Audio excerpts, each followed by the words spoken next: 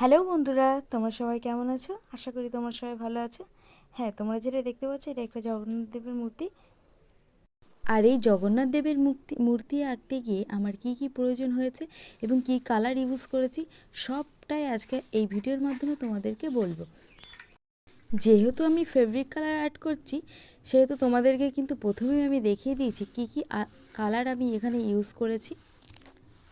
আর হ্যাঁ বন্ধুরা, এখানে কিন্তু আমি ড্রয়িং করার জন্য একটা প্লেট ইউজ করেছি। তোমরা চাইলে যে কোনো প্লেটের ওপর করতে পারো। আমার প্লেটটা ছিল কিন্তু স্টিলের, তোমরা চাইলে প্লাস্টিকের প্লেটের ওপরেও করতে পারো। আসলে কি হয়েছে, এটা অনেক পুরনো বাসন ছিল, সেই জন্য হয়তো এটা মায়ের কাজে লাগতো না, তাই আমি ভাবলাম যে এরপরে একটা ড্রয়িং করা যাক। তো জগন্নাথ দেবের মূর্তি আঁকতে গেলে গোল শেপটা যে আনা হয়, তো আমি ভাবলাম যে গোল প্লেটের ওপর সব থেকে এটা বেটার হবে। তো চলো, দেখতেই পাচ্ছ তোমরা, আমি কিন্তু প্রথমে দুটো গোল এঁকে নিয়েছি যেহেতু চোখ করার জন্য। আর যেহেতু গোলটা ভেতরে আছে ওই জন্য আমার অতটা প্রবলেম হয়নি। তোমরা চাইলে এরকম গোল প্লেটের উপর করতে পারো, তাহলে জিনিসটা ইজি হবে।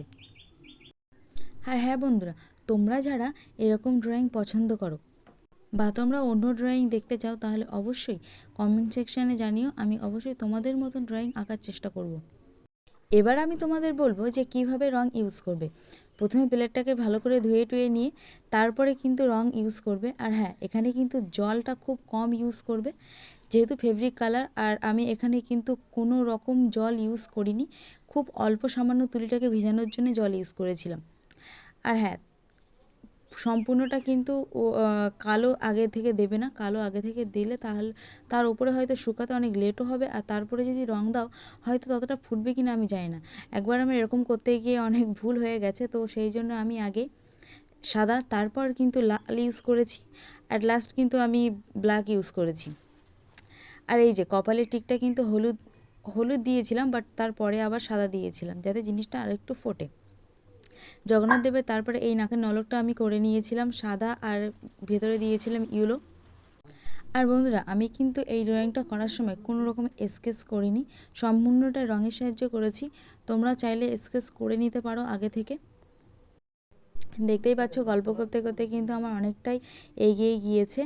আর তোমরা অবশ্যই কমেন্টে জানিও যে রথযাত্রায় কোথায় কোথায় ঘুরেছো, আর জগন্নাথ দেবকে তোমরা কতটা পছন্দ করো সেটা কমেন্ট সেকশনে জানিও। আর এরকম ভিডিও দেখতে হলে আমার চ্যানেলটাকে অবশ্যই সাবস্ক্রাইব করে রাখতে হবে। তোমাদের ইচ্ছা মতন আমি ভিডিও আনতে পারি যদি তোমরা কমেন্ট সেকশনে লেখো।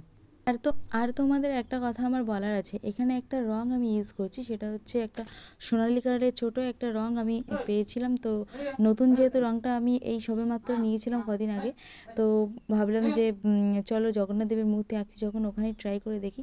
তো তোমরা দেখতে পাবে ভিডিওর মাধ্যমে লাস্টে ওই রংটা ইউজ করেছি, যার জন্য অনেকটা জিনিসটা মানে একটা গ্লেজনেস ভাব এসেছিলো। তো তোমরা না চাইলেও অন্য কিছু ইউজ করতে পারো। তো তোমরা যারা ভিডিওটা দেখছো সম্পূর্ণ দেখতে থাকো, অ্যাট লাস্ট কীরকম ফাইনাল লুক আসে অবশ্যই জানিও।